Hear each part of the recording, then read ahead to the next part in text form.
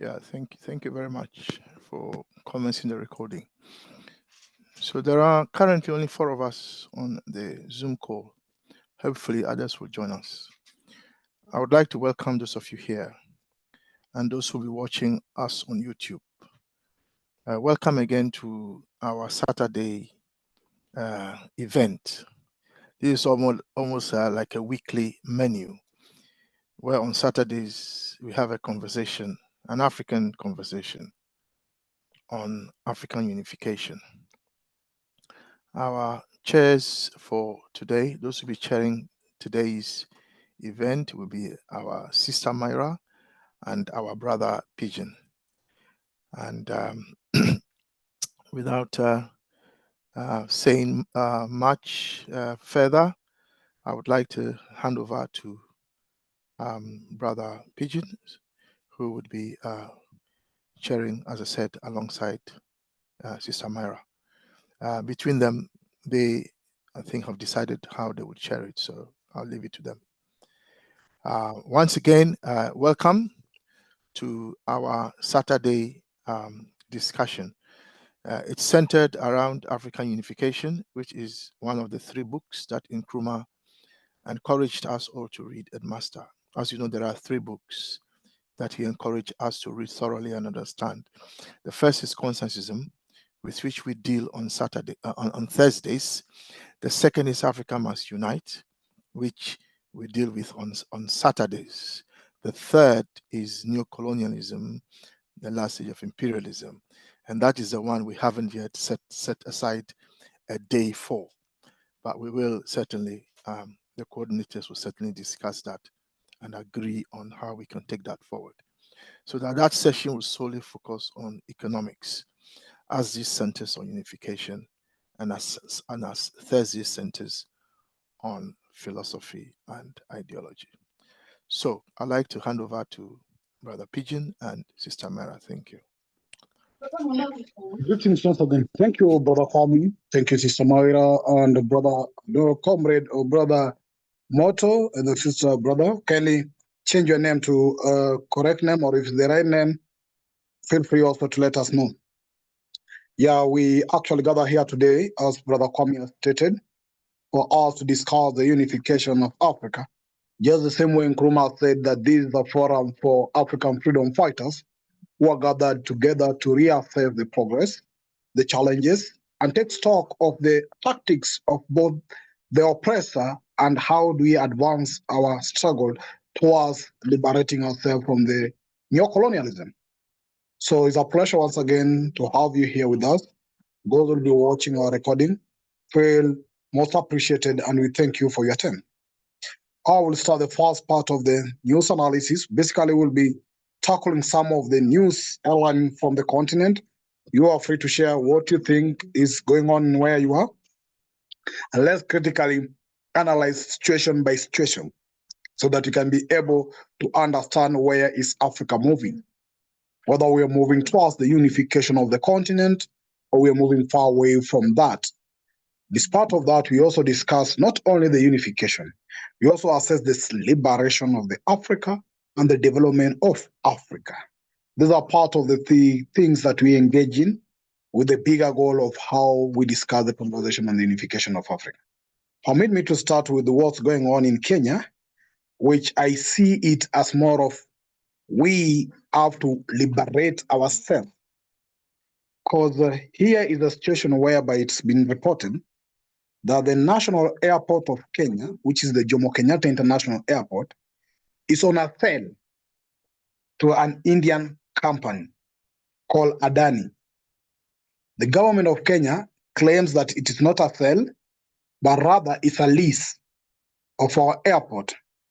And this reminds me of what I was hearing the Nkrumah speeches before, where Nkrumah is actually discussing about the struggles and the development activity that he created in Ghana prior to his exile. And that is the speech Nkrumah was giving while he was in Conakry, probably. And in Kenya, for example, the President Ruto is inviting a foreign company called Adani Limited to actually take over control of Jomo Kenyatta International Airport, to manage it and develop it for the next 30 years on behalf of Kenya. Remember, recently, there was a bill passed in Parliament to privatize government parastatals. Privatization meant that the public properties are then taken over to the hands of private investors, who then make them a profiteering organizations. In my assessment, I feel this is more of neocolonialism, but now not coming both from now the West, but rather the government of Kenya inviting the East, the Asian, because Adani is believed to be the third richest person in the world, and probably the first or the second richest person in Asia. This has brought to protest in the national airport. There has been a standstill for the last 3 days, whereby the operations in the airport have been stalled. And recently, the police officers actually brutally beat the protesters of the airport workers as they are protesting against the takeover of government national airport. We protested. Sometimes back I walked on foot because I stay next to the airport when we are going there to defend our airport from being taken over. But it's also believed that government officials were bribed and given some amount of money to give the airport to Adani Limited. So here is a situation whereby the so-called liberated country or independent country is now selling again using the president and the West or East, for example, in this case, to sell back our property to them. How do you describe this? To me, I find this is retrogressive towards the development of Africa. And to the funniest thing, the deal says that one, the government will give 50% of shares of the construction. The total comes around $2 billion, which is around 250 billion Kenya shillings. The national government of Kenya will fund 50% of this.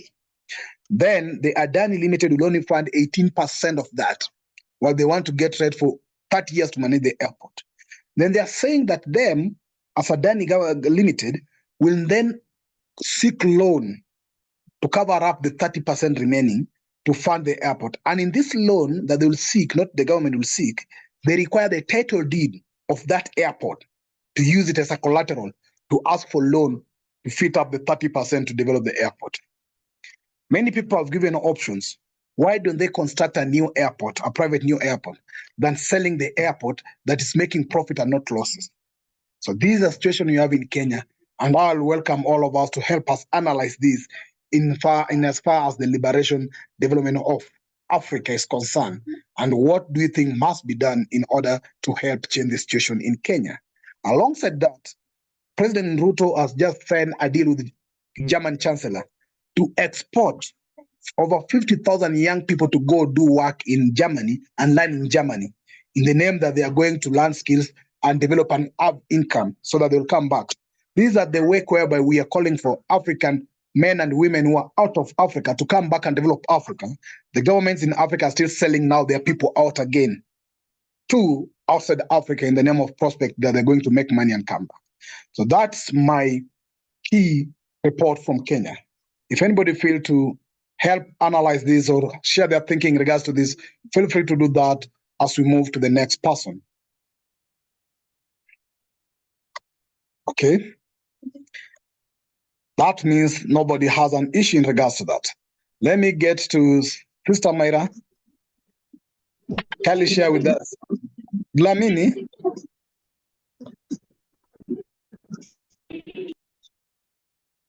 Yeah, Sister Mayra, go ahead. Let's get to what you have from your side. Or if you have to ask in regards to my point I've raised, feel free to chip in. I wouldn't say that silence means that no one has an issue. I think we all have an issue with that, but it's just a loss of solutions or what to do in the immediate. In Uganda, still the same. We have elections in 2026. So as we come to the end of 2024, everything now is about elections and campaigns and who is now moving to which party. And so it's election cycle all over again. I think we all have an inkling of who's going to win. Some people do wonder, why do you have to go through the first one? We already know the winner 2 years before. So yeah, unfortunately, there's nothing much else happening in the country at the moment. Thank you.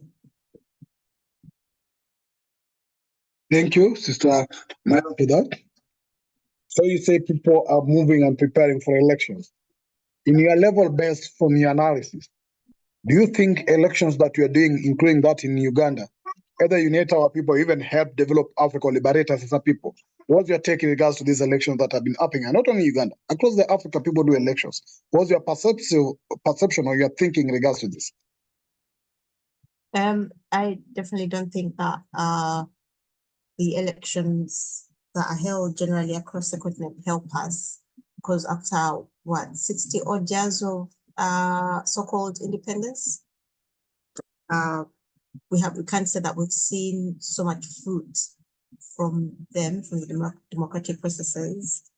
And I visit a lot of platforms on social media that are talking about African issues, and I see a growing sentiment among people that recognizes that these systems are actually still colonial systems. I've seen that comment saying these systems are still colonial systems and they're not pertinent or relevant to our African problems. So no, I think they take us, the longer we stay with these systems the way they are now, serving a few and dressing themselves up as democratic, the further we are away from the goal of Pan-Africanism, because definitely it's the politicians that gain, but they don't have Pan-Africanism or their people on their agenda.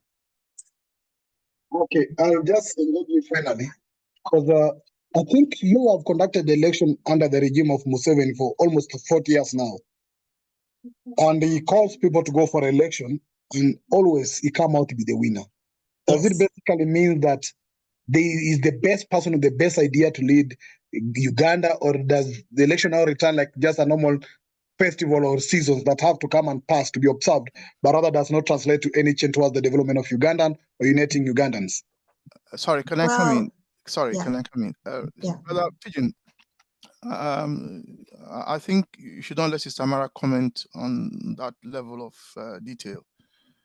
Yeah, I think she's made a point, and she shouldn't be making direct comments on Museveni.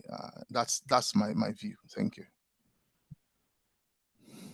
Okay.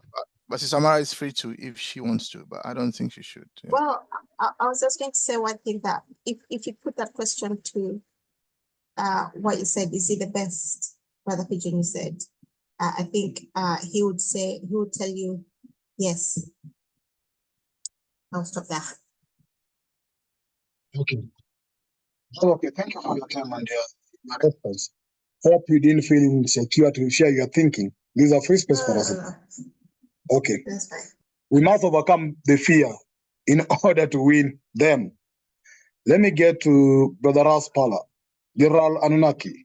Can you share with us what's going on in South Africa? Yes, son of the lake, keep thanks family. Yes, my lord. Hey, no, here in South Africa, my lord, we still have that issue last week I spoke about. So I'll just mention one case that's really on top of all the cases. We have this issue of DA and MK. You see, so now we find out that DA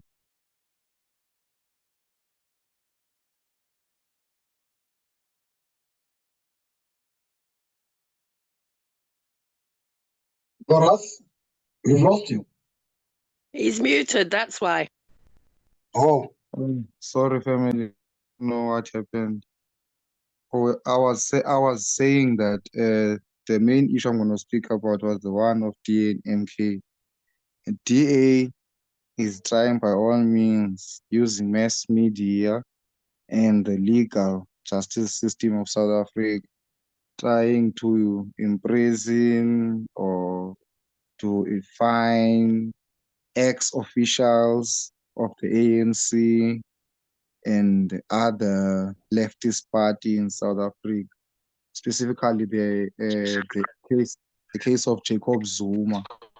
So there's a case that they want to make of Jacob Zuma, but we yet to hear with the outcomes, whether will he be in the court again or not.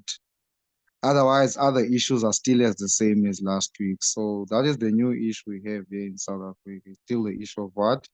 Of DA trying to imprison and to arrest ex-officials.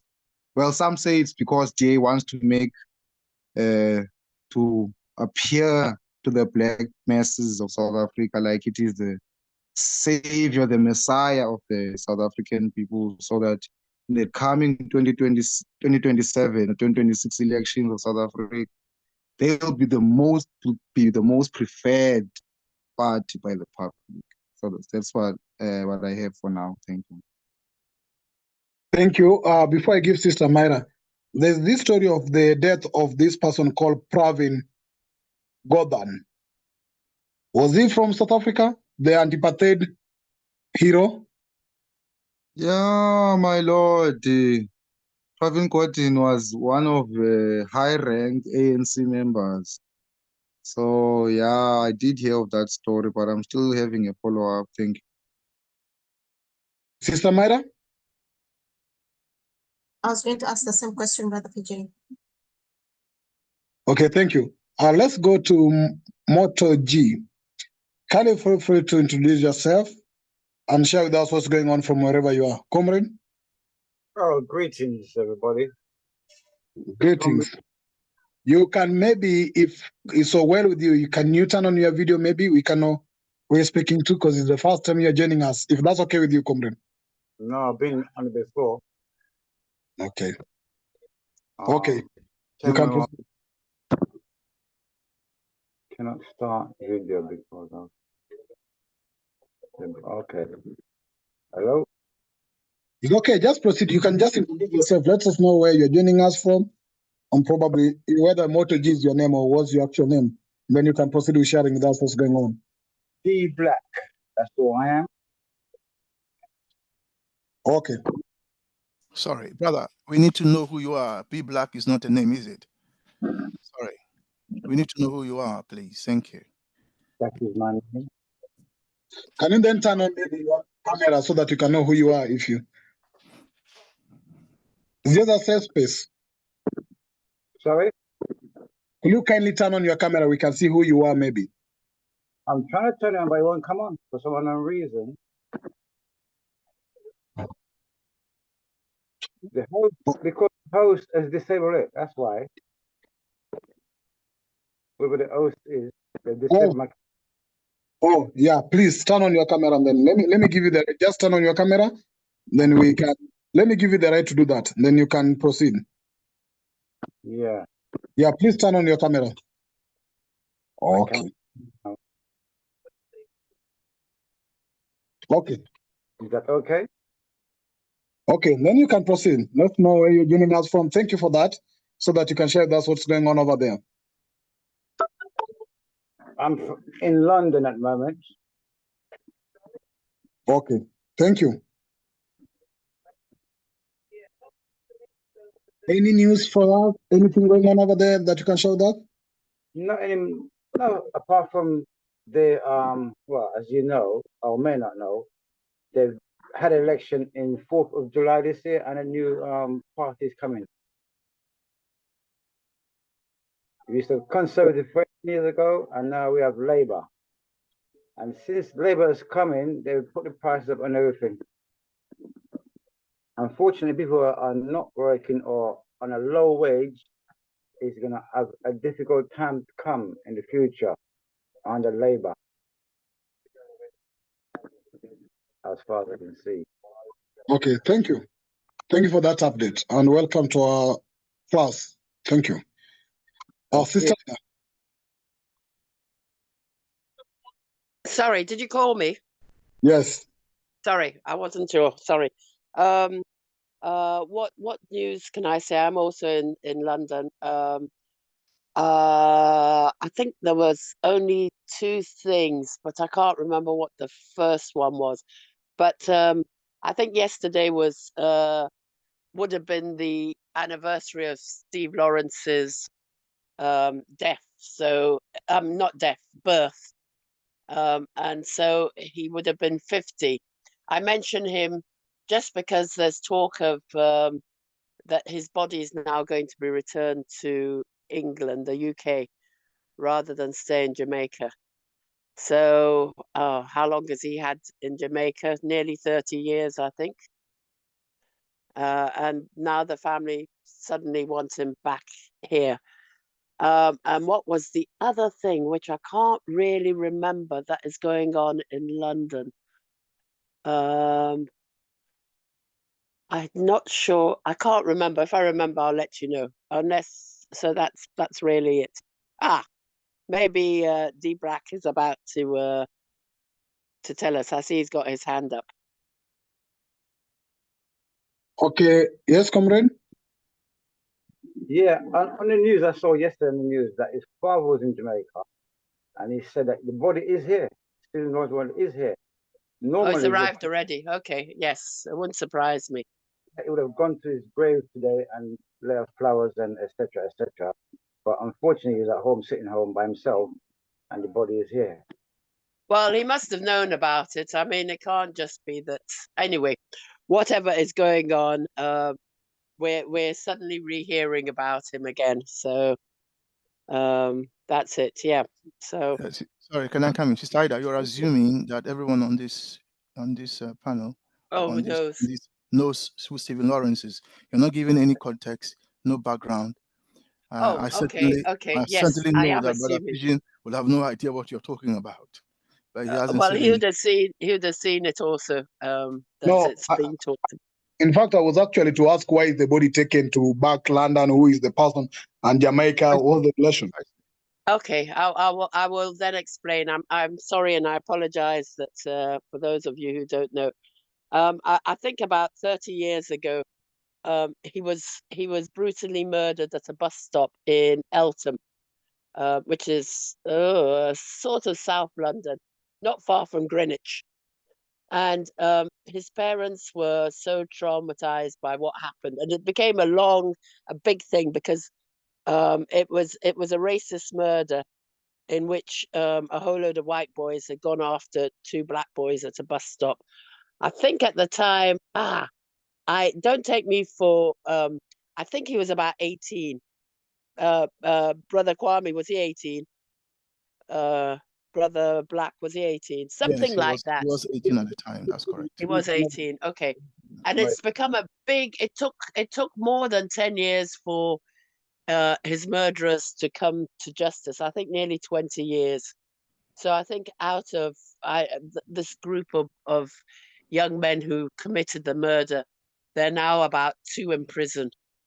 And the parents were so upset. And also, it was just nasty. The police sort of seemed to be hiding these people. It was really a racist murder. And they sent the body, they said they weren't going to have him buried here. So they sent the body to Jamaica because they were both Jamaicans at the time. I mean, they were both Jamaicans, the parents. And so he's been there for a long time. But recently, his mum has been the real pursuer. I think the father also, but in the end, the parents split. It was so traumatic. And his mum has been the real instigator of going after these people. And in the end, she got made, I think, a dame and was put in the House of Lords. That's correct. Okay, so that is really the story behind it all. And as I say, I think if he's 50 now and he was 18, it's more than 32 years since the murder, and it's his name is really oh, there you go. His name is really synonymous with changing. Oh, and out of it, yes, out of it all, the police, there was this big, The Macpherson. yes, and there was this big report that came out. And the judge, who was Macpherson, who is now dead, said that the police were institutionally racist. That's how bad it was. And it had black policemen actually going to talk to, when it came to this, it's not a conference. What's the word for it? What's the Macpherson report? When it came to finding out about it, and it being, the whole thing being looked at, they actually had black policemen who went to report on what police had done. And out of it, the judge said that the police were institutionally racist. It's the first time that any institution in Britain has been called that. So it has stuck to them like, oh, I don't know. So that's what I can tell you about it. It was a significant occurrence. And I think the only other occurrence that is as strong was the fire that happened at, now I'm getting myself in trouble. The fire that happened at New Cross. New Cross fire, but that never got like a judge leading the thing. And the New Cross fire comes up every year still. We still don't know who murdered the girls. Yeah. Yes, so it's still, so it was, the whole thing was just significant in what has happened within the last 30 odd years. And the New Cross fire was before, so that's probably 40 years or more ago. So sorry, that's I hope I brought everybody up to scratch with who I'm talking about. Yes, you have. And let me give just a bit of the legal background. So what happened is that when black people came to this country, there was a problem with race relations. The British people, who, to be kind to them, were ignorant of what their governments had been doing around the world, and most of them still are. Did not know what Britain had done across the world.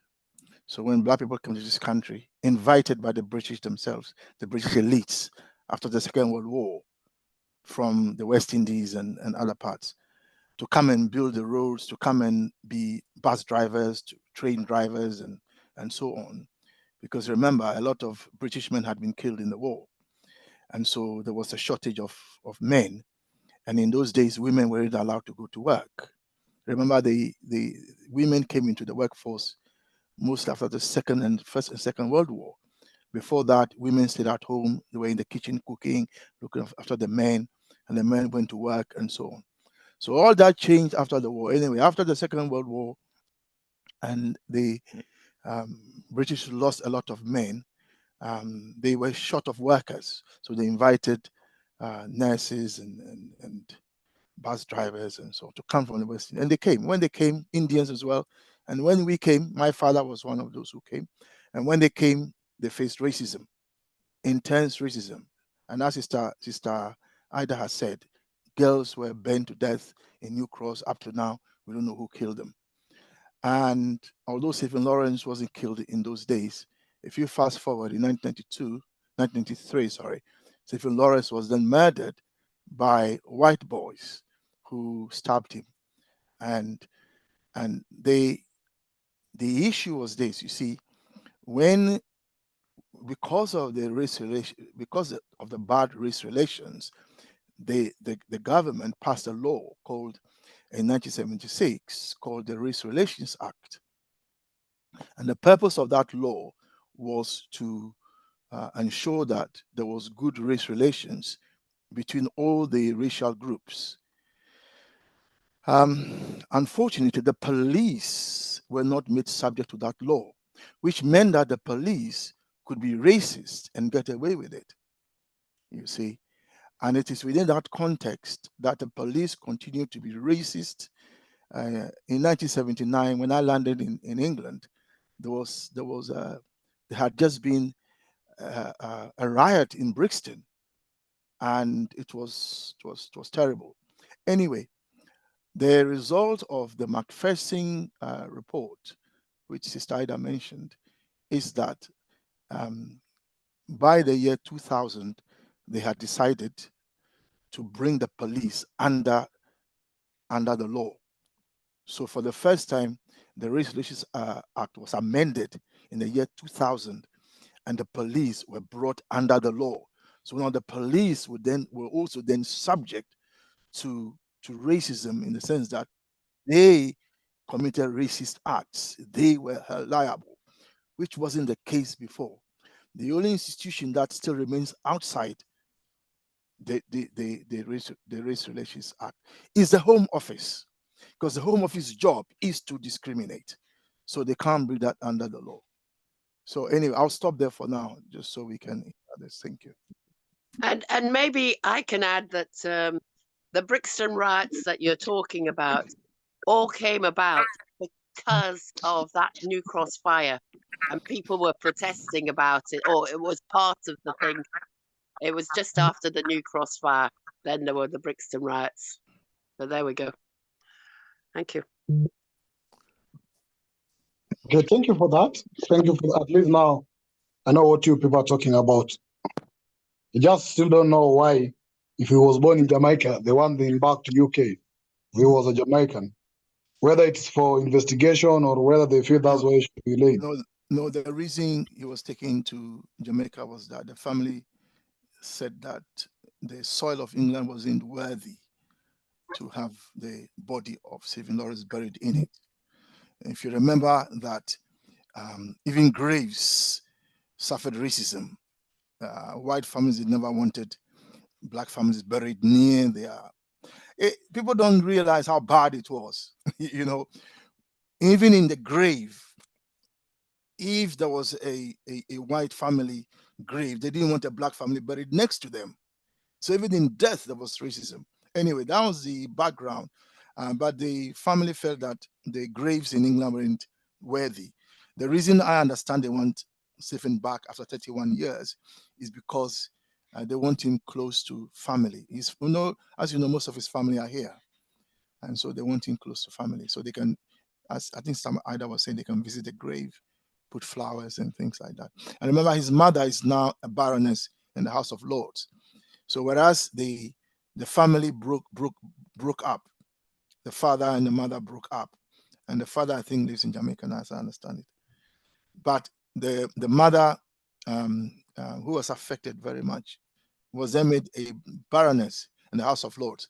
Why they would elevate the woman, not the man, I don't understand. But then that is part of British racism and white supremacy, that they try to divide the family and seem to elevate women, black women, above black men. They see black men as more of a threat than black women. So you find black women always being pushed and supported more than black men. But that's a story for a different time. Okay, thank you. Thank you. Brother Kwame, you're really starting something with that one. That is not fair.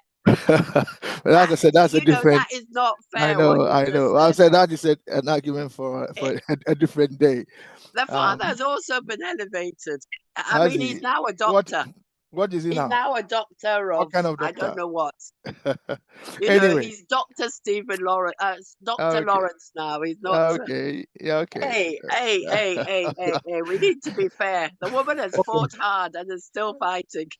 But the son was a son of both of them. They both were affected. Exactly. So why would the woman be elevated in the House of Lords and the man is not elevated? Why can't he also be? Well, the fact of the matter is that the police were even doing things within their house, pretending to be this and that, and they weren't. They were actual police people, but they came in undercover, and they did all sorts of things. Yeah, I mean, some people would have left. Yeah, it's either the police, as I said, the police. I mean, today, even as we speak, the Metropolitan Police is not fit for purpose. It's not me saying it. It's the latest report. That institution should be disbanded. Maybe just like the Kenyan police should be disbanded. They are useless. They are not fit for purpose. Always beating up protesters, as we saw in the airport matter that Brother Pigeon has shared with us. Yeah, thank you very much, That was a good information. Now that the England soil has become worth enough to bury now our brothers and sisters, the same soil that took him away. But also very important, the aspect that Kwame brought that we will be discussed later. But of course, they know that the black people can populate their Europe with black kids, and that's a fear to them. That's why they fear the black men so much. They know the power in the black men. Anyway, let's get to the next conversation in regards to that. Thank you. Yeah, I believe also what you're supporting. And Brother Kwame, maybe we need to do a serious study. What training process do the police officers go through that turn them to be more of animals? And even animals could have some sense. Just police officers. Which Just one? police. Even in Kenya, if police officers could take young protesters, cut them into pieces, put them in a polythene bag, throw them in a dump. The police are confused. The police don't understand they are workers, just like the airport workers, just like teachers, doctors. The police, because they are an arm of the state, and the state, as you know, is an oppressive institution in terms of the capitalist system. The role of the state is to oppress us all. So, in the furtherance of the interests of capital. So the state and the police are recruited workers who are bribed and given the job to just beat us all up. And some of them just love beating us up. They forget they are just workers like us. So the reason they are oppressive, because they are part of an oppressive system. That's the reason. Thank you for that, because the young people in Kenya have raised some concerns, even asking the police officers, we are fighting for your right. You live in small houses that look like a toilets, but you are very strong to beat us without realizing that what you are struggling for is even to improve your welfare as a people. You are here every day killing us in the street, and we are really fighting to remove a regime that cannot improve your welfare, and you're beating us and clobbering us seriously. It's just, I think the police officers need to be retrained again. Yeah, but bear in mind that the police as an institution is not the same as the police as workers. Some of the police actually agree with you. Some of the police officers in their own individual right agree with the Gen Zs and the others, but they cannot express that as an institution. Yes, that's true, because they expressed it. The military was somehow lenient to the people. And also, even during the parliament, some police officers had confrontation. And it's not in the public, but some of them killed their brothers when they saw their brothers killing the innocent people. So there was even a confliction between the police officers. Some who felt it was not right to kill other people, young people, and some who felt like they should defend the state. But basically, I interact with them daily because I stay close to them. And some of them are having serious psychological problems. They are so distressed, they cannot even sit alone. They abuse a lot of alcohol, telling me that, you see, anytime I sit alone, I think of all the bad things I've been subjected to go through. And therefore, my mind can't be clear enough to reason anytime. So they are also suffering in this system. It does affect them. Soldiers are the same. When soldiers are sent to go and on certain operations, and it involves killing women and children, again and again we hear that it affects them so much, it destroys morale. So I'm just saying that the institution as an institution is different from the individuals who work in it. And the individuals who work in the institution do not always agree with the aims of the institution. Yes. Okay, thank you for that. Let's get to the next report. Elder Sam, you are here a bit earlier. What's still going on? We've got some report from Brother Raspala on the GNU problem with the ANC. Any updates still in South Africa? I saw something like British being accused of, I don't know, climate or environment or something. But you feel free to share with us more. Sister Myra, you will come in the second hour of this conversation. Basically, today we are having all conversation about African unification. Elder Sam? Yes, Brother Pigeon and members. Good evening, and thanks for the opportunity. Yeah, I don't have much to add. I think the British petroleum issue has been ongoing in South Africa. I think there's a major issue apart from the environment is the issue that the local partners, that is what they in South Africa calls black empowerment, partners of the British petroleum have been a dispute with the main mother body, and they wanted to go separate their own way. So I think the whole thing of rehabilitation of the environment and all other things are just additionals on the main dispute between the two partners. And I think it's still going to be a major issue in South Africa, because they employ a lot of workforce in South Africa. And if there's a dispute like this, it's always the workers that suffers first. So, but we are watching the space to see how this will be resolved. And then the other issue is that one of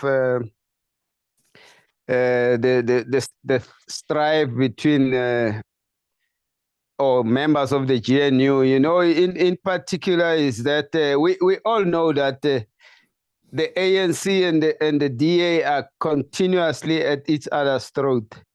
But I think this one is a major one. We just wait to see if the threat that the DA has said, you know, President Ramaphosa's utterance said if a minister does not play ball and implement the law that he has signed, that minister will be fired. And before he even signed, the DA president was threatening that they will go to court if he signs. The only thing he denied, Steenhuisen and the leader of the DA, is that they will get out of the GNU if the president signs.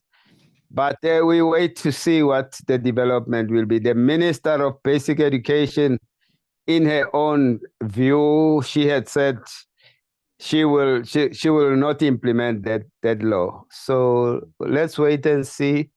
The fact of the matter is that many other members of the GNU were supporting the bill. There were others that were against, but it was the DA that was very vocally about it. So, and then the other issue, I'm not sure if General has submitted. This is just a recent thing of the deputy president who was addressing a gathering in one of our provinces, who collapsed. Although the news say he's in good health, but he collapsed during his speech. So we don't know what is happening. Thanks. Yeah, thank you for that report. We need to follow up on that, keep us updated on what's going on with him. But I think Yes. there's really a serious struggle of this marriage between DA and the ANC, unless they share the same principles or policies. Here is where No, they don't. one think opposite, another one think opposite direction. And therefore, to run that government in unity, they either have to compromise to cross over to the DA or cross over to ANC. But we'll try to see how that will work out, being it is the first practical trial between the whites in South Africa and black in South Africa. Maybe they might be black but white in their thinking and mentality. But let's see how that unfolds. It's actually a classical example on how this can work out. Yeah. So let's get to Sister Chaza.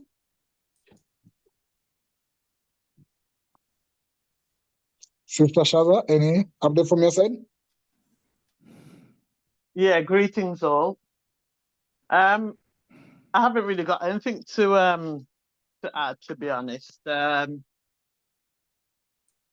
apart from yesterday, a woman was cleared in court. She's a pro-Palestinian supporter. She had a placard which showed a image of Rishi Sunak, who was the Prime Minister, and God, what's her name? Braverman, I believe. She's also another Asian woman. So she basically labeled them as coconuts, traitors to their race. She was arrested, taken to court, and yesterday she was found not guilty, which is a plus, because it seems that the system are now targeting ethnic groups for making, you know, racial slurs such as that, you know, like coconut or house Negro and words of that effect. And I suppose why they're targeting anti-racists and, you know, those of us from different ethnic groups is because we're basically showing the dominant culture in a negative light. So I'm pretty sure there's going to be more of this. I understand there's a lecturer, Kahendi Andrews. I don't know if anybody's heard of him. He's a professor. And he also had a visit from the police, I believe this week, for calling a politician a house Negro. So because of what happened yesterday, we'll wait and see what the outcome of if he's going to be charged as well. So yeah, that's all I've got today. Thanks. Yeah. Sorry, can I come in slightly less? So, Sister Shazza, no, thank you for those stories. So, so following on from the amendment of the Race Relations Act 2000, there had then been further changes in terms of equalities, and as Sister Shazza has mentioned. So the idea initially was that inciting hatred, race hatred, is now a crime. So if you incite hatred against, say, black people in using language, yeah. So that basically is what the law is saying, that inciting racial hatred is now a crime.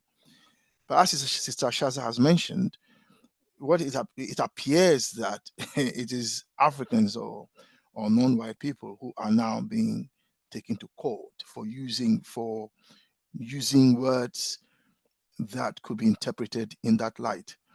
So if two Africans are having a conversation and one calls the other, for example, the N-word, do you take the African who is calling the other African the N-word, do you take that person to court and say that he or she is inciting racial hatred?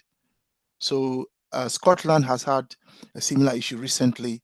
It went to court and it did not win because that aspect in terms of the cause is coming up against the right to free speech, you see.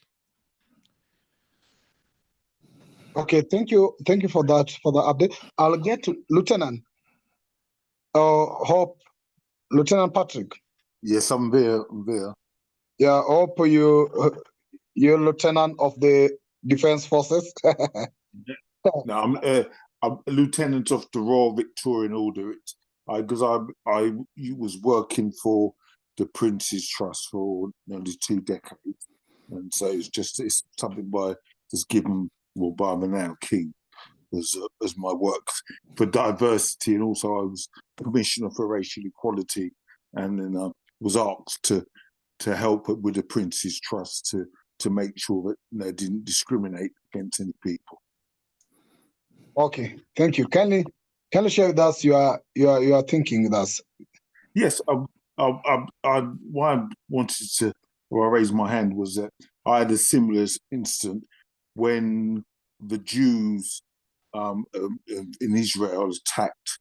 There were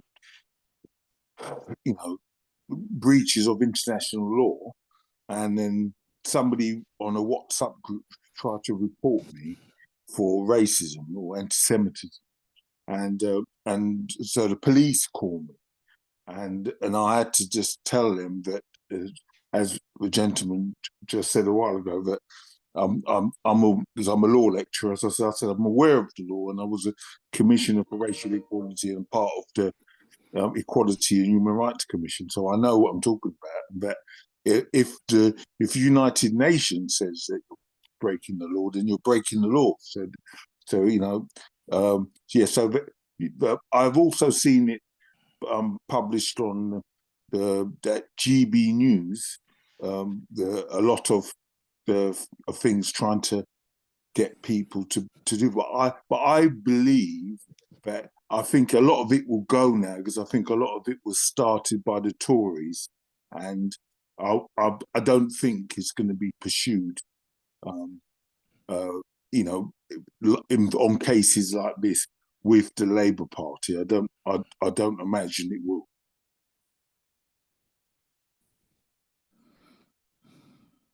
Thank you. Before I move to Sister Myra coming in, I know Sister Ida, your hand is up, and probably Sister Myra will have to pick that. I just want to get a report from Brother Glero, Elder Glero, because there's a report here on Tanzania political violence. They say that the murder of opposition leader Ali Mohamed Kibao raises concern of the country's slide back into authoritarianism under President Samia Suluhu. Elder Glero, I know you might not be there for long enough maybe to hear this, but I have to say, I have to say, I'm not aware of that. Is that on the internet or somewhere? Because I've been tied up trying to do some other things, so I've not heard that. Okay. Let me make some inquiries, because I think that's something would have interest to me. But I've not heard it, so it's the first time I'm hearing of this. Okay, can you proceed with the next bit from your side? And I have nothing else to report, in fact. Go ahead. Okay, thank you. So I'll be getting Sister Mara to the next session of this to help us still having the conversation assessing what's going on. But there are a few reports here that we got also just from part of the continent, and I don't see the brothers from Sudan here. There was a report on Sudan and how the conflict on Sudan is escalating.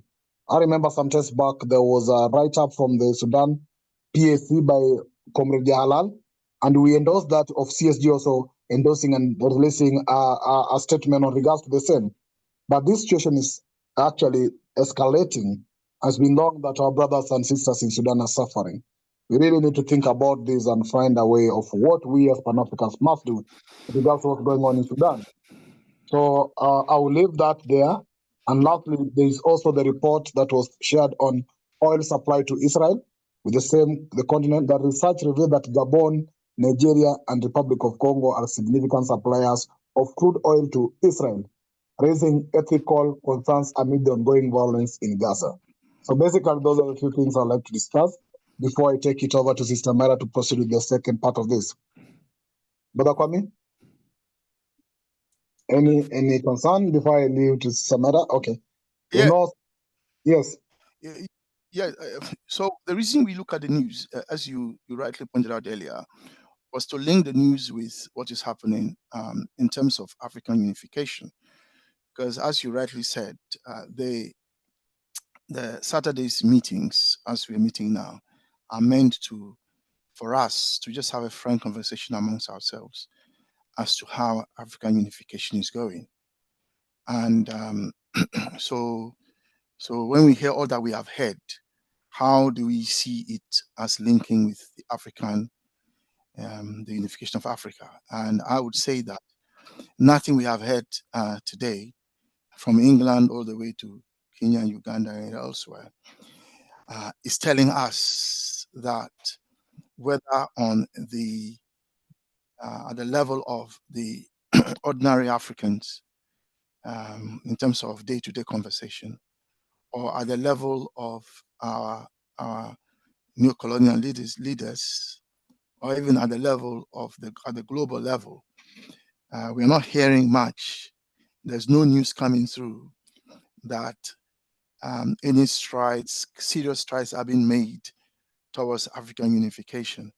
The African Union has 2063 as its kind of objective. Some of them will be dead long before we get to 2063. So maybe that is why they set it so far away. You know, they'll be dead before that date gets here, and they don't really care because they'll be dead anyway.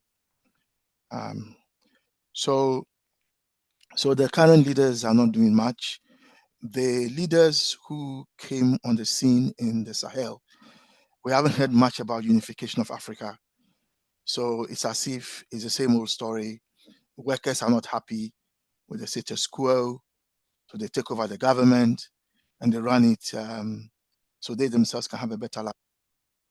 And soldiers are no different. So there isn't really much happening.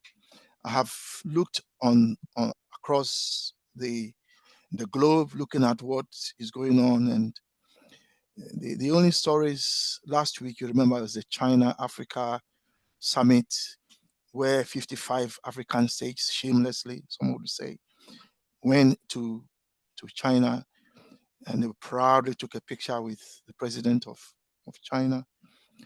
And China has roughly about the same population as Africa combined. And yet China has only one president. Africa has 55. I mean, surely it must be occurring to someone there's something wrong here. But it seems that our leaders don't see anything wrong. That you go to meet the head of China, and there's only one president, about 1.4 billion people, as I understand it. And Ghana, Africa is about 1.2, is it 1.2, 1.3, Brother Pigeon? And yet, this one has one president, you have 55. Surely there's something wrong somewhere. But logic is not a strong point of our leaders. One can say. Museveni talks about the fact he doesn't like Nkrumah's African unification. He doesn't think that people of different cultures should unite.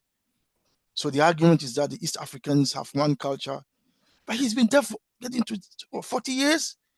He's done nothing to unite even East Africa. So it's as if it's just talk. And our leaders love talking about this, that.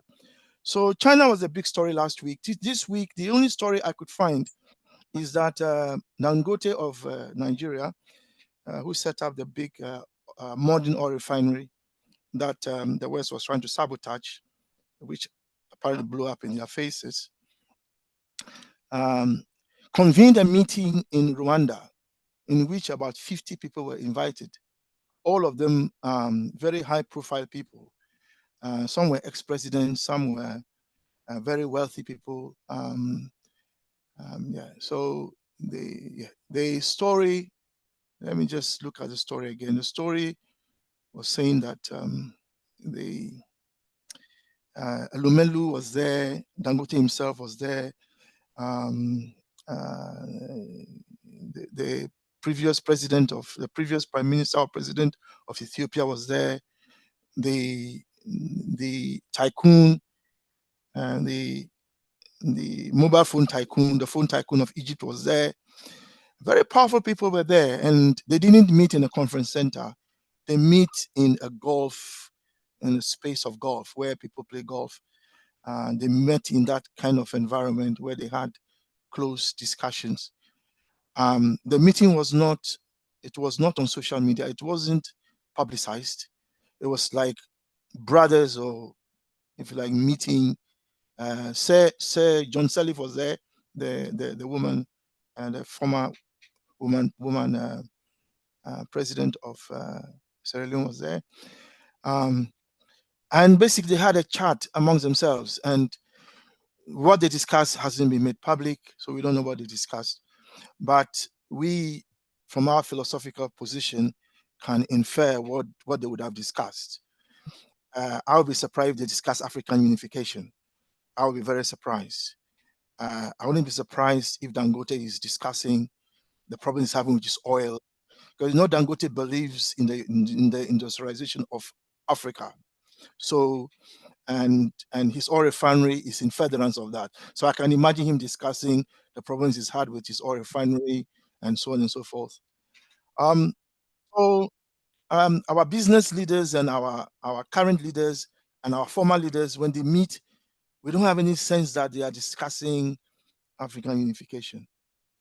And the ordinary Africans, doesn't appear, are discussing it. Ghana is going to election also this year, December 2024. They are fighting over who will better govern the new colonial economy, who has built more schools, who has built more roads, and so on and so forth. Nobody's talking about the welfare of the people and how they can take back control of the economy.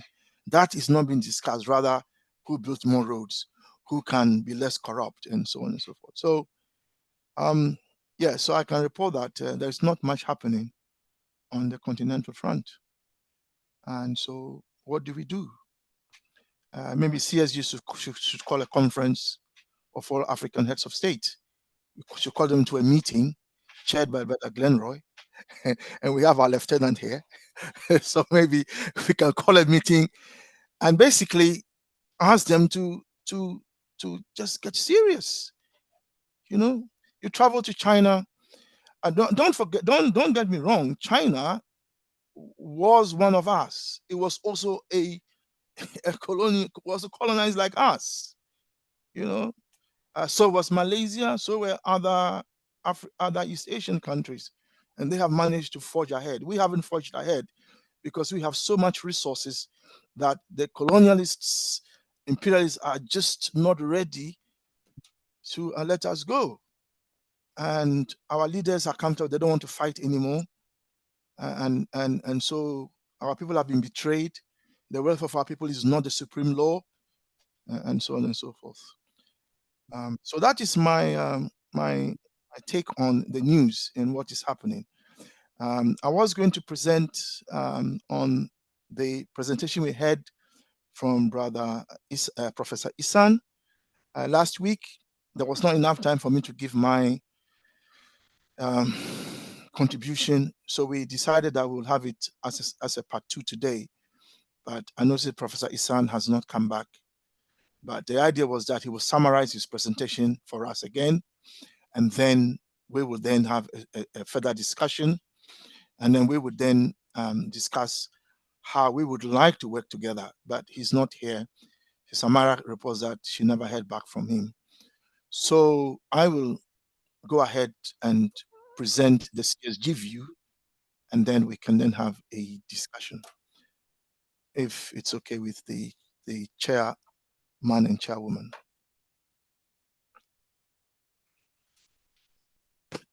Sister Myra? Yes, I think Lieutenant had his hand up. First, if we could just hear what he has to say, then we can continue with Brother Kwame's presentation. Yeah. Yes, thank you. Yeah, I would just, in terms of progress on the African Union, in light of what was said, has there been any progress? And then also to note that,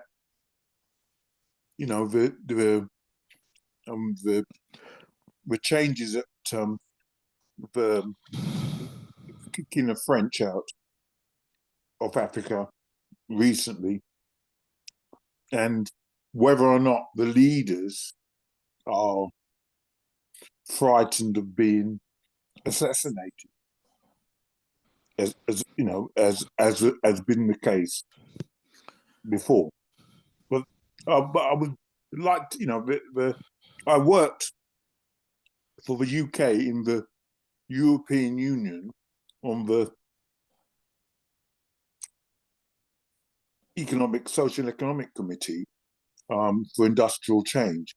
And so we worked to look at infrastructure, and if some of the Eastern Bloc countries, after the Berlin Wall went down, when they wanted to join the EU, we would go and visit them and do that. So, but it would be nice if we could set up the African Union and do start doing some business if possible. Thank you.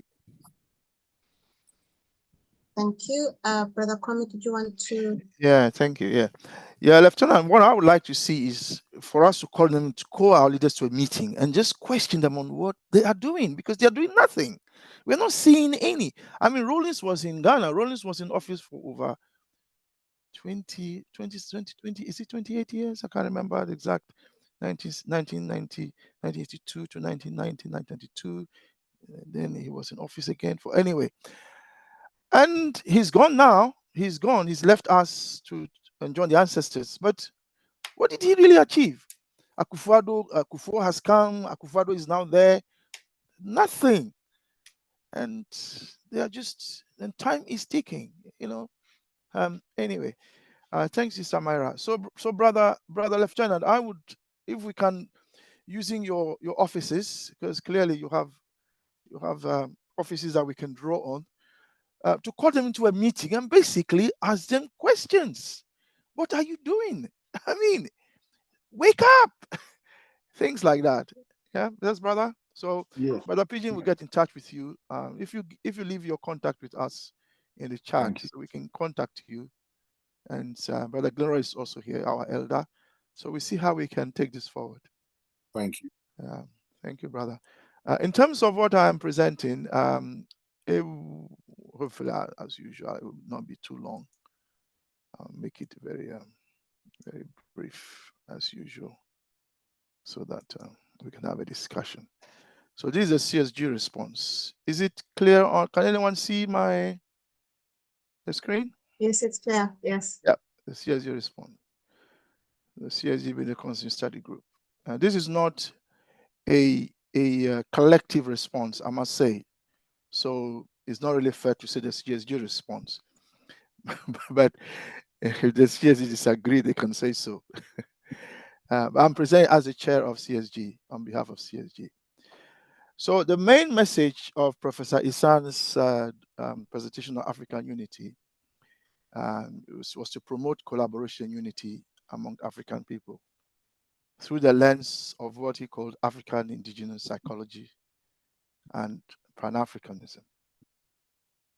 The professor encouraged us to embrace our cultural heritage, indigenous knowledge systems, and collaborative approaches to address contemporary challenges, whilst fostering a sense of shared identity and common interests across the African diaspora. And we did say that, or I did say, some also said that the fact that the professor focused on culture was for us very important. Because if you remember, for China, they had a whole cultural revolution. And Nkrumah at one point said, can you imagine me starting a cultural revolution in Ghana, starting in Ghana? Before we even started developing, we have a cultural revolution. The need for cultural revolution was mentioned by Nkrumah on the declaration of the state of Ghana on 6th March 1957, when he made the point that the African had, he talked about the African personality and the need for the African to show that when given the chance, he was capable of managing his own affairs, and that the African must give up the colonial mentality and embrace a new African mentality of can do and I can, we can, as Obama later on came to express. But that was what Nkrumah was talking about in 1957. The point I thought our brother made was that his whole presentation was a non-materialist approach. However, it did have benefits. So I'm not saying that it because it didn't have a materialist perspective, therefore it is no good. No, that's not what we are saying. We are saying that it has several benefits. The first benefit, I won't read everything on the screen, by the way. This is a recording. So if anybody wants to go and read, please feel free to go back and read. I'm happy to share the slides in the chat if you want. So cultural preservation and revitalization. So by focusing on African indigenous psychology and traditional knowledge systems, our brother was drawing our attention to the need for us to preserve our culture. Because remember that imperialism, colonialism, neocolonialism does attack the African culture. Our brother Mafolo is here. He has told us a lot about that as well. Then, in a way, what Professor Esan presented was a kind of psychological empowerment. By his emphasizing the African-centered psychological approach, he was basically encouraging us to feel empowered, to embrace the African perspective, the African view of things.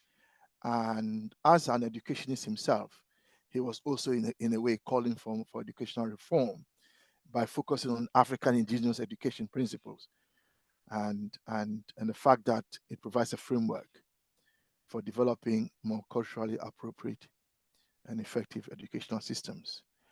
I have noticed that Ghanaians, and I'm a Ghanaian myself, we seem to love European names, and the Nigerians as a whole tend to not love European names. Nigerians on the whole tend to love their African names, and they have stuck to it. So, and they are more than as you know. So, in a way, Nigeria is more like a cultural warrior for us. And even in schools here, the children come and they have their Yoruba names or their Igbo names and so on. Whereas the Ghanaians have Joyce, Christian, like me, and so on, Jude, and all kinds of English names. I'm not saying it's bad. I'm just saying that it's something I've observed. It's just an observation. Then the other benefit of the brother's presentation was the decolonization of knowledge. Now, this you may or may not know is a big thing in the UK now. It's talked about in terms of decolonizing the curriculum. And the idea is that the British education system, if you take history, so I'm a trade unionist myself. I'm the president of a district, and we had a presentation from a union member, who gave us a presentation on how they teach history and explain to us how the history that they were teaching the children in England was not right because it left out so much. And there was a need to reframe the history, his story, the white man's story that was being told our children. So that is now a big thing. And our brother's presentation, I think, feeds into that. And as he lives in the UK, we are hoping he will also then feed into that. Then there's also the holistic problem solving. And the brother's emphasis on collaboration and interconnectedness, I think, is crucial. You will remember that we had a presentation from a brother called Taiwo, and he made it clear that he didn't think, if I am misquoting him, someone can correct me. He didn't think that the number of ethnicities in Africa was a recipe for unification, and that there has to be some kind of ethnic dominance for a union to move on. But the point in Professor Esan's presentation was the emphasis on collaboration. So for instance, Lieutenant mentioned that the Sahelian leaders may feel that they'll be assassinated. But that is the point. So if you feel you'll be assassinated as an individual, isn't that a case for unification? Because if we are unified, then how do they kill us if we are unified? They can't kill us if we are unified. But if you're a leader on your own, like Magufuli of Tanzania, as we heard, I don't know, I can't verify this. We heard he was murdered by forces that didn't like his stance. But isn't that the message of Pan-Africanism?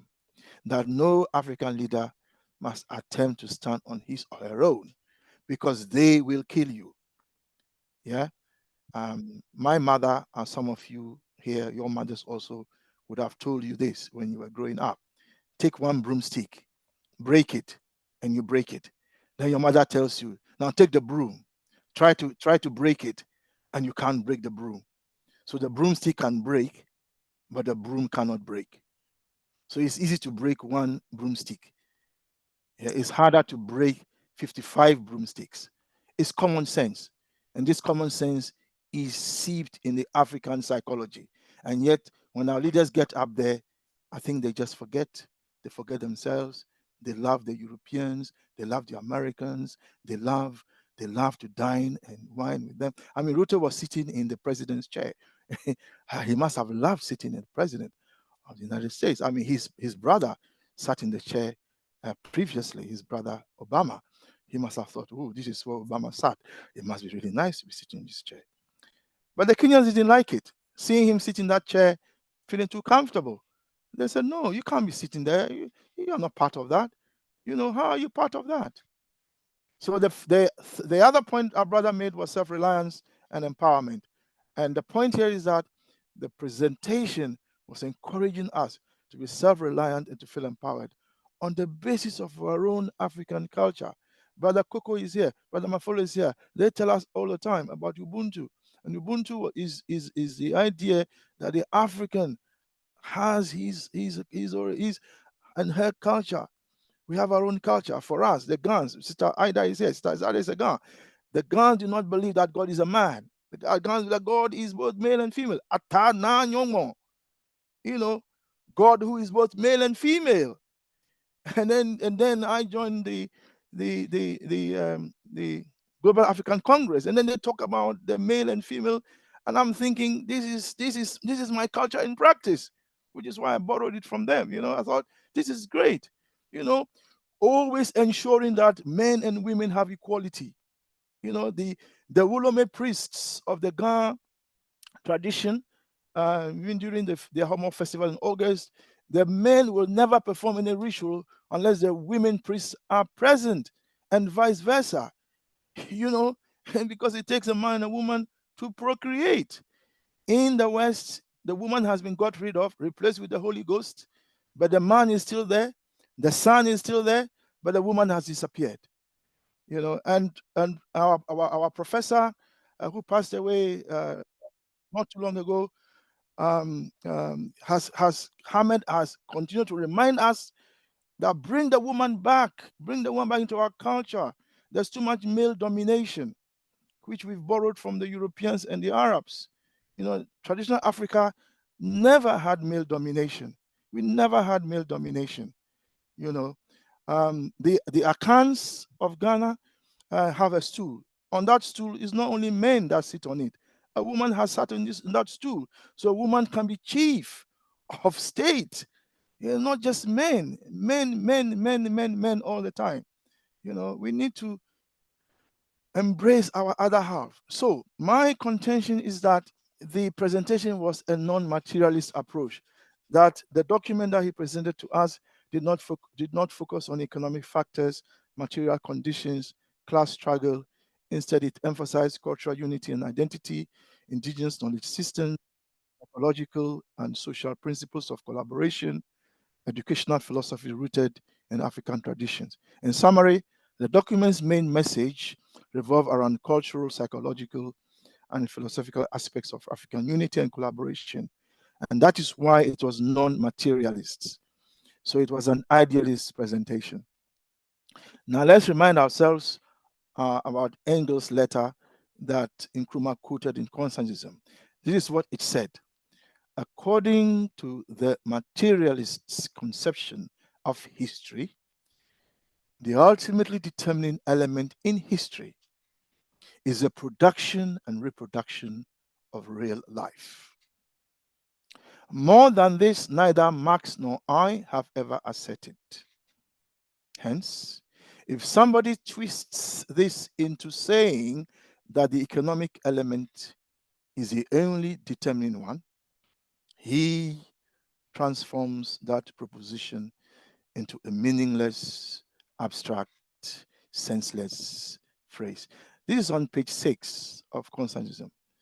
And Nkrumah quoted it because he wanted to draw our attention to the fact that the determinants of development are not only material, they are also philosophical. And that is why we embrace Professor Esan's presentation, because it's drawing to our attention the other elements that Engels and Marx are saying are important for us to have a rounded view of reality.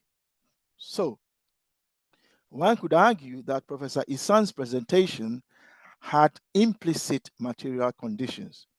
Why? Because when he talks about Pan-Africanism, what could he have meant but to say that the reaction to African domination by the imperialist powers was the material condition that led to the rise of Pan-Africanism. That is implicit in his presentation. So even though he did not make it explicit, we can agree that it was implicit. So what he was drawing attention to within historical materialism are the supernatural elements that arise from the underlying economic base, even if not explicitly stated.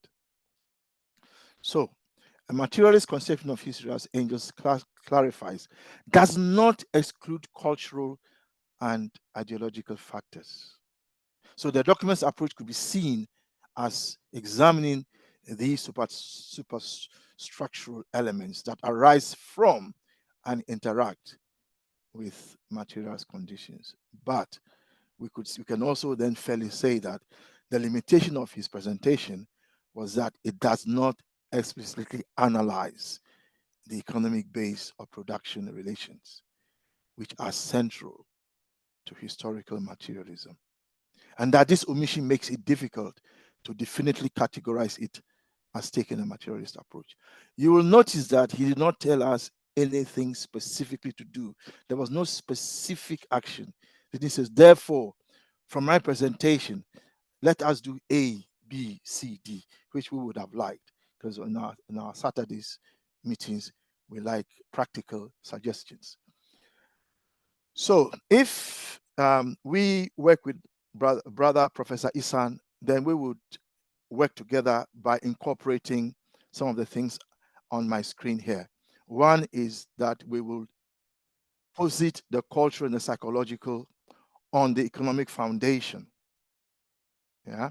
And by the economic foundation, to use examples we've had today, yeah, the airport, who owns it? What are the relations of production in the airport?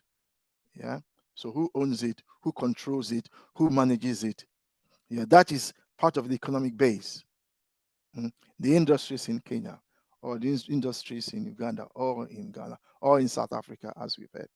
So that base, we have to put the culture and psychological, which are the superstructure, on that base. The other thing also we will do, he would have done if he had done this, was to posit the cultural, and maybe he didn't have time. Maybe you did another next time, to put that within a historical context so that we see how imperialism, colonialism, neocolonialism led to the cultural and psychological domination that indigenization will get rid of in order to free us from the burden of African culture. Incidentally, my uncle, who he also loved European names, and he took two, in fact. And then I don't know if his father gave it to him, my grandfather. He had two. When he had children, he gave them, high-sounding European names, Then later on, he changed it all. I don't know what happened. I was in England, so I don't know what happened. He changed all their names. And then they all now had only African names. I myself, although I'm Christian, Kwame Agbodza, I stopped using Christian. I was just Kwame Agbodza until somebody stole my political identity. So in order to differentiate myself from him, who is in Ghanaian politics now, I had to revert to Christian Kwame, because anytime he wrote something, people confused him with me. If I wrote something, people confused me with him, and it was causing problems in the Ghanaian political economy, Ghanaian political circles.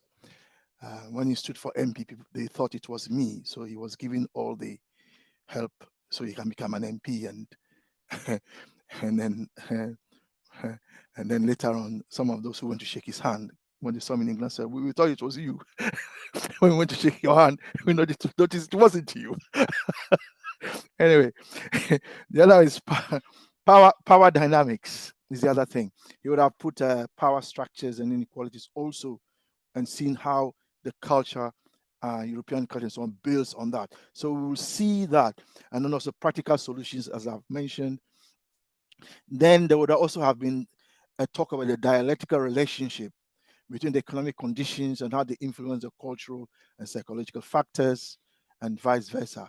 And then policy relevant, we provide a more concrete basis for policy making. That is, if we now have the comprehensive analysis, where Professor Esan's presentation is linked with the economic analysis, as Engels, Marx, Nkrumah, America Cabral, all our big brothers and sisters who have gone before us, as they would have liked it. And then finally, measurable outcomes. We'll have economic factors that offer quantifiable metrics to assess progress, complementing the qualitative, cultural, and psychological measures. There's no point we singing kumbaya, kumbaya, kumbaya when we are hungry. We don't have nice rooms to sleep in. We don't have fresh drinking water. We are bitten by mosquitoes. We have leaking roofs. We live in areas that are not properly sanitized. Our girls have to walk miles to fetch water so that fathers and uncles can bath, so that brothers can bath. They don't go to school. We can't, we talk about cultural renaissance, cultural revolution, and so on, when our material conditions do not support that. So we can't just look at psychology and culture. We have to look at the material conditions of our people. And in consensusism, as you know, the three aspects, the material conditions of our people, their experiences in that condition, and the state of their mind. Those three things constitute consensusism, as you know, or have forgotten, and we will look into that again as we are looking. So in essence, while cultural and psychological factors are crucial, integrating them with a materialist analysis provides a more comprehensive and Labs Nigeria is in the waiting room if he's not already been let in. Provides a more comprehensive and actionable framework for understanding and promoting African unity. So I would suggest that we work with Brother Professor Esan of Labs Academy, Elroy University, so that we can work together and come up with a common framework, because he certainly has drawn our attention to something important. And being someone from Nigeria, that even is excellent, because as far as I know, somebody can correct me, it is Nigerians that are the cultural warriors here. They are those who are prepared to hold on to their Igbo and names and fight, So that's it. Thank you very much for listening. Thank you very much, Brother Kwame. Brother Pigeon, I hope you can edit specifically Brother Kwame's response, and then I'll send it to Professor Esan, if that's okay. Yeah, I'll do that. Thank you, sister. Thank you very much. I'm happy to send you the slides, Sister Ida. That also helps. Yeah. Thank you very much, Brother Kwame. Thank you, Brother Pigeon. Brother Lieutenant Patrick had his hand up. Thank you. Yes, there's quite a couple of things I wanted to mention very quickly. Is that when I mentioned about the fear of being shot, even with as we've seen recently with Donald Trump, so even in America, it's quite easy to do, whether or not the FBI or the CIA were in collaboration with the Democrats, we don't know, but and then in your so that's what I thought. I mean, just natural fear, I was saying, which people, we should all be able to get brave, but by combining together, if somebody wants to shoot you, and like they've killed a lot of people, the former colonial leaders have killed a lot of people, or leaders in Africa, as we know. So as I said, it still takes a little bit of grit to stand up, because even Donald Trump nearly got killed the other day. But and then also in relation to what you were saying about the females and taking on that, the females being, so I think could be a good opportunity. I know there's very little time left before the American election, but it could be if we sort of made contact with there's an organisation called Democrats Abroad, and if we could make some contact with them to encourage, saying that we would like to encourage the people who can vote, who are American stroke or Africans, if they've got dual citizenship, or the people who are just African in America, but if we could encourage them, do something to encourage them, so that we could win favor with the new government, democratic government of America, with Camilla there, and hopefully she may be able to be more favorable to us in terms of listening to what I say, or perhaps supporting some of our goals. And then, as I said, I just want to. I wrote a poem which says you said about Nigerians, and it said, I said, stripped of my identity, who am I now? Named after a white man from head to toe. Yeah, and so yes, I mean that's one of the things that I would perhaps like to do as well is maybe to provide a service whereby we can choose to be renamed, or at least have the option to have, an alias, into an African alias, or if we want to adopt it as our formal name. And so I think that my parents were from the West Indies, so they were enslaved. So we never really had a choice of the stuff. But even over here, my parents could have named me, because you say you're from Ghana. My uncles probably, my family were probably from Ghana, because their name's Kwaku and stuff, my uncles and stuff. So maybe we could have done that, but if my parents had been educated to realize that and to reclaim their own name. But I think that'd be a nice thing to do. Now is to adopt African names, whether it's a full complete change and you don't use your Christian one anymore, or at least to have both at your disposal, so like an extra name or whatever. Thank you. Thank you, Lieutenant. Brother Kwame, I have kind of a question, which is leading. So let me read Elder Mafola's comment. It says, indeed, integrating economic factors and psychological Indeed, integrating economic factors and psychological factors is critical, and all of them are similarly actionable as is necessary. And in your presentation, you balanced the materialist approach to the psychological and education approach of Professor Esan. And a previous comment from Elder Mafole said that before we meet the leaders, we need to work on ourselves, right? And many times you've been critical of the IS, the Sahel Union.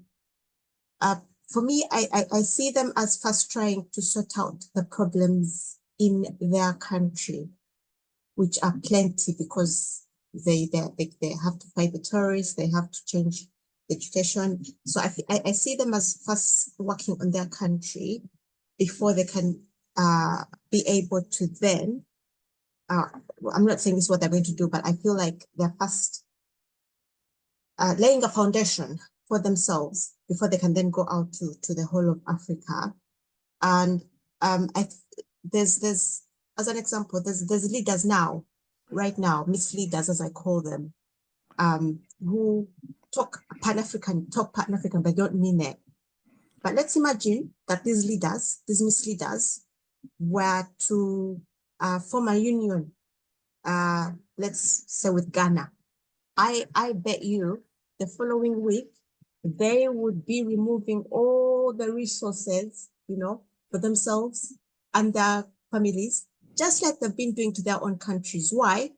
Because they haven't come with it. They've been saying the right words, but they've come with their own mindset. So do you think that, yes, maybe the IS are not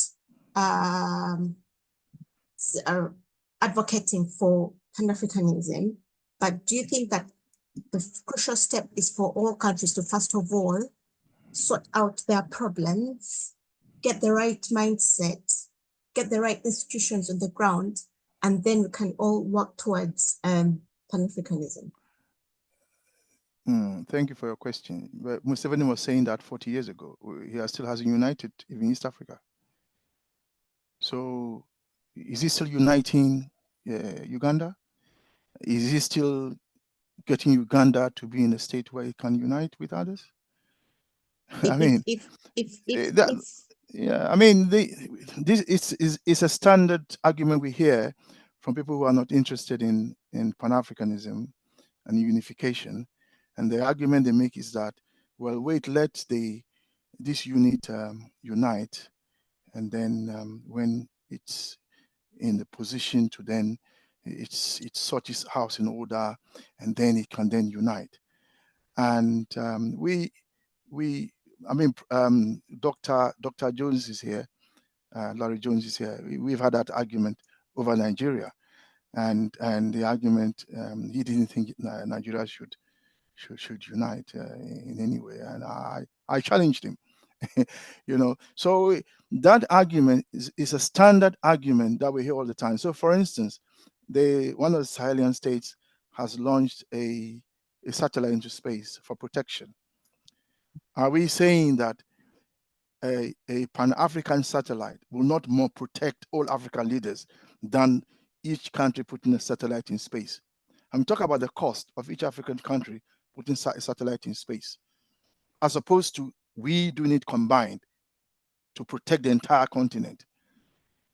Right, So, okay. Sister Myra, the fact is that our leaders and some of us are not ourselves convinced about African unification, and our leaders are not interested in African unification. They're interested in stealing the resources, which is the point you've made, that if they are interested in stealing resources, then they'll just continue stealing. Even if you form a bloc, an economic bloc, they'll just continue stealing. In ECOWAS, we saw recently that when there was a coup in Burkina Faso, was it Burkina Faso or Mali? Suddenly, ECOWAS wanted to go to war. For what? To go and reinstate the president that was removed. In the meantime, other presidents in the ECOWAS region have done worse things. And because they were not in uniform, suddenly it was okay. So this argument that we should not unite until everything is in place is not something that, for those of us who believe in Pan-Africanism, we don't accept it as a legitimate argument, because you can argue that a man should work very hard, make a lot of money, build a house, buy a car, then go and marry because he's not ready to get married. Then another person could argue, oh, why don't you marry the woman and then you work together, as husband and wife, and then build the wealth together, So, okay. Yeah. So the answer is that if nobody is saying that unification is going to be easy, it's not going to be easy. But if there is a will, there will be a way. Thank you. Elder Glenroy, you have your hand up. Yes, great. I can agree with a lot of what Kwame is saying. But on the issue of the Sahel, you may know that we're going to be discussing that on Sunday, on the Sunday International tomorrow. One of the curiosity from the very outset that I had was what was the long-term agenda of the new leadership, because firstly and foremost, at some point one would expect a military leader, a military process to have as its outcome return to civil government. The duty of the military is to protect the constitution, which is what I think many of them were doing, because the constitution was being breached. But as you say, where is the discussion around African unity? But on that, how would they approach it? Because first of all, they have to distance themselves from the rest of ECOWAS, who were obviously hell bent on carrying out the imperialist agenda in regard to try and undermine the very progress that there was being made in these countries. But you would then have to make a pitch outside of ECOWAS, or indeed select those countries who were less hostile towards the Sahel. And it seems that we're not really facing up to the reality that whilst we've got SADC, ECOWAS, the sixth region, or the five region of the continent, plus the sixth region outside. And I wanted to say this failure to talk about African unity or even resource it is the same as the false narrative of the sixth region, because they have no intention of doing any more than saying that they support the sixth region. And a lot of these things are agreed by consensus. In other words, nobody really votes for it, just nobody votes against it, probably. But I would like your view on how would they approach, how would the countries in the Sahel approach African unity when their first obstacle is to distance themselves from ECOWAS, who were in the process of attacking their very existence. How do you speak about African unity under those circumstances? Thank you, Chair. Brother Kwame? And I believe that is in light of Professor Esan's presentation and our response here. So Professor Esan's presentation would say that there should be collaboration, interconnectedness, and one could say that at the level of unification at the neo-colonial territorial level, an argument can be made that if at the level of the neo-colonial territory itself, there is this unification or there is this unity, how then can the leaders focus on the wider unity?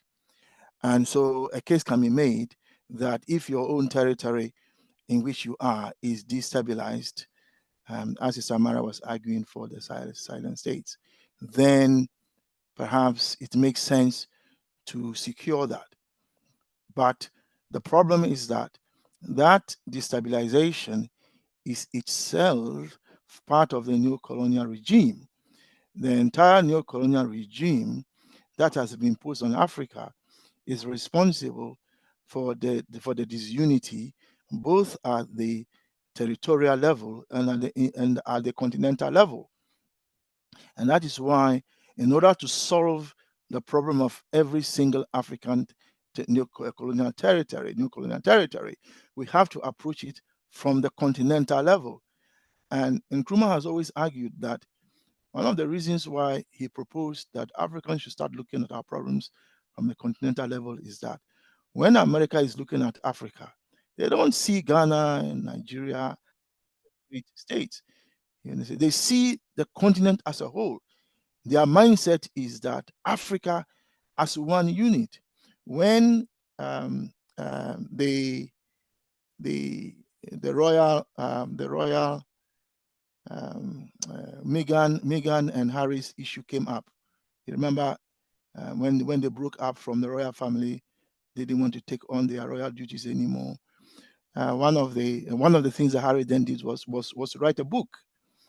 I don't know if you have seen that book.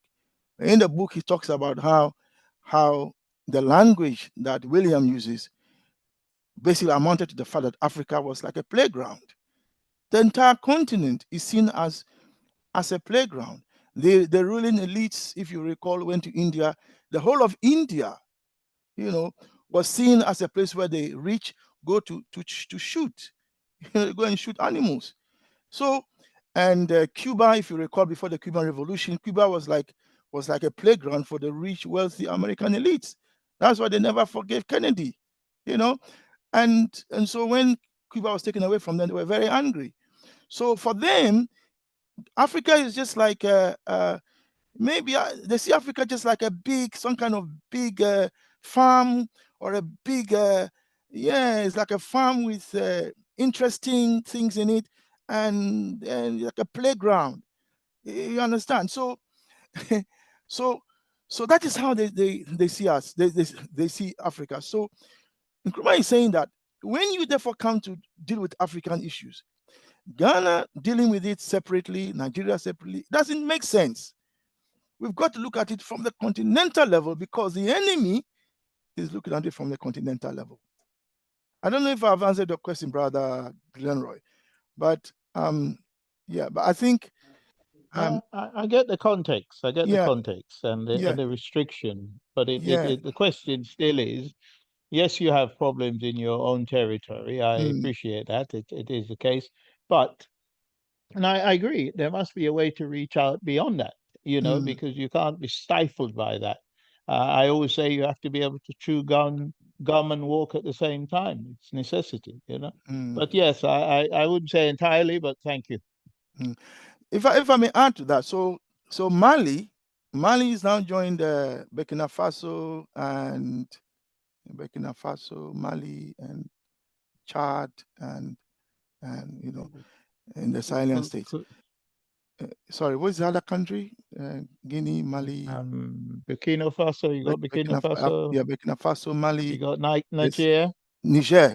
Now, I don't know if thank you. I don't know if we all recall that Ghana and Mali were in a union. I don't know if we recall that. There was a Ghana, Guinea, Mali union. In other words, Guinea, Mali, and Ghana were going to unify and be one state. And it was meant to set an example for the unification of the entire continent. And before Patrice Lumumba was killed, or murdered, if I may say, he was going to be part of that union. So we're going to have in the West, Guinea, Ghana, Mali, and then Congo in Central Africa. And that was meant to be the beginning of the unification, or the if you like, the basis or the beginning of it. And so fast forward, and Mali has then removed someone, an elected leader from office, as I understand it. And Mali has a military officer in charge. And then ECOWAS threatens, but then as far as I know, no attempt was made to revive the Ghana-Mali union. Well, it's understandable, because the government in office today has no interest in unification. This Akufo-Addo government, they are just interested in wealth for their families. They're not really interested. So it'd be nice if once you've taken over, to begin to talk about the things that matter to Africans, and as Brother Glorious, and I agree with you, we don't see any plan to return these countries to civilian rule, but they have to be returned to civilian rule. Soldiers are just workers like everybody else. Why should soldiers run the country? Why not doctors? I am a teacher. Well, why not teachers? We teach everybody, including the military guys. We taught everybody. We teach. Yeah, even the doctors, we taught them.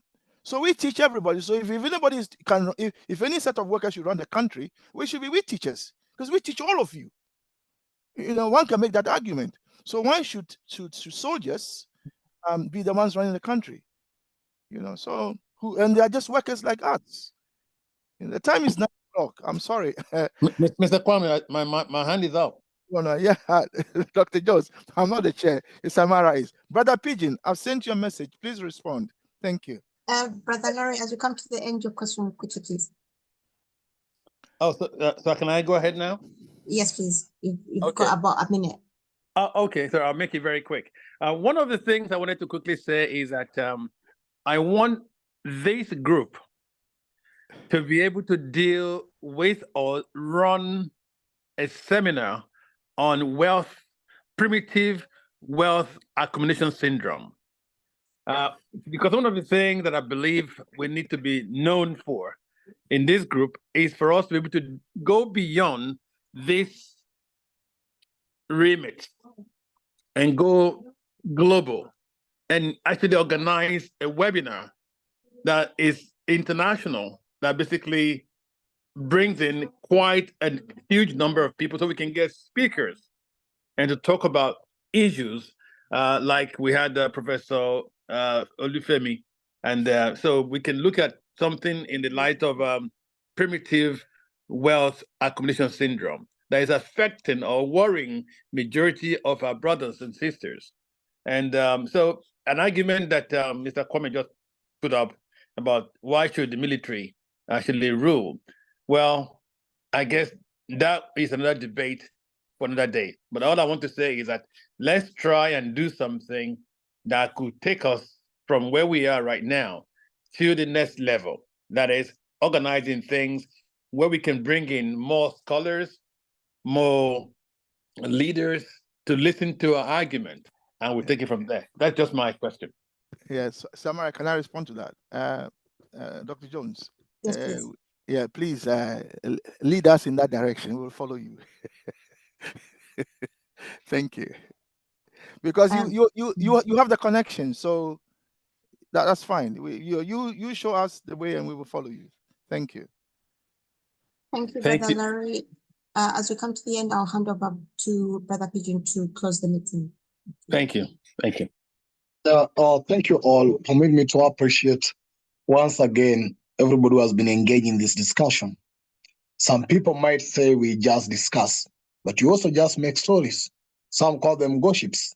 Maybe they push time for you, but to us, this is critically going deep to our thoughts. In fact, it said it's a thinking and action session. You can't act if you can't think, and you can't think if you can't converse. So this conversation is geared to us looking deeply to what's going on in the continent, critically think about it, as Nkrumah said in that speech, that this is African Freedom Fighters Conference, where we sit again, take stock of the progress you're making, the challenges you're facing, and understand the tactics of those who are against us and how do we get ourselves out. That's why to us, Saturday is about what must be done. Thursday is about the philosophy, learning and understanding the real philosophy that can help us decolonize Africa.